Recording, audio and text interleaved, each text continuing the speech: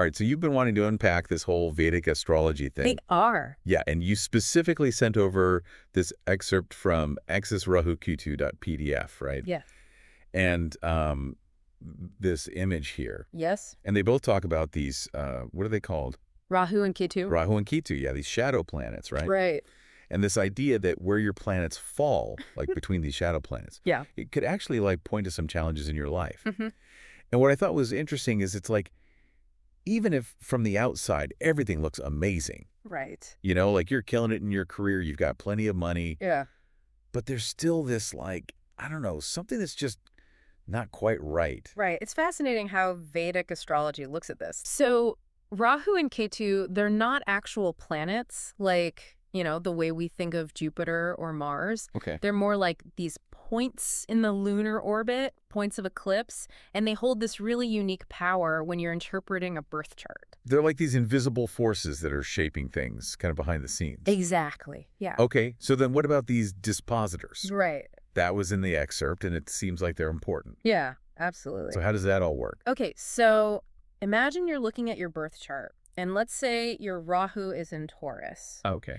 And Taurus is ruled by Venus. Okay. So in this case, Venus would be the dispositor of your Rahu. Mm. It's kind of like if Rahu is renting a house in Taurus, Okay. Venus is the landlord. Okay. It has a say in how things play out. Got it. And so this 212 alignment that the excerpt talks about, it suggests that there could be some bumps in the road. Even with a great job, the money. Yeah. Like, what kind of bumps are we talking about? It's not always like outward struggle. Okay. It's more about that internal world, like true fulfillment, inner peace. It might be someone who, on paper, has it all. Right. Amazing career, financial security. Yeah. But they might feel restless, like something's missing. Uh-oh. So they're always searching for something more. Exactly, yeah. And they might face obstacles, not in their career, not in their finances, but maybe in relationships or in their personal growth.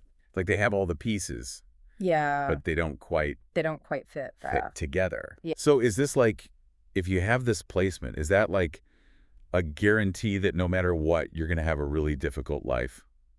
No, not necessarily. Astrology is more about potential, not predestination. Okay. So it's highlighting a potential for certain themes. It's Okay. like saying, hey, pay attention to this area of your life. There might be some stuff you got to work through. Right. It's not like a life sentence of misery. Okay, so it's more like a heads up. Yeah, like a heads up. A chance to kind of learn and grow from whatever challenges might come up. Exactly. And who knows? Yeah. Maybe those challenges lead to the most fulfilling experiences. It's about working with it, not against it. Exactly. It's making me think about some of my own experiences where it's like Yeah. everything looked great on paper, Right. but something just felt a little off. Interesting. So listeners, I mean, if this whole idea of inner peace versus outward success resonates with you, maybe think about, is there an area of your life where you feel that tension?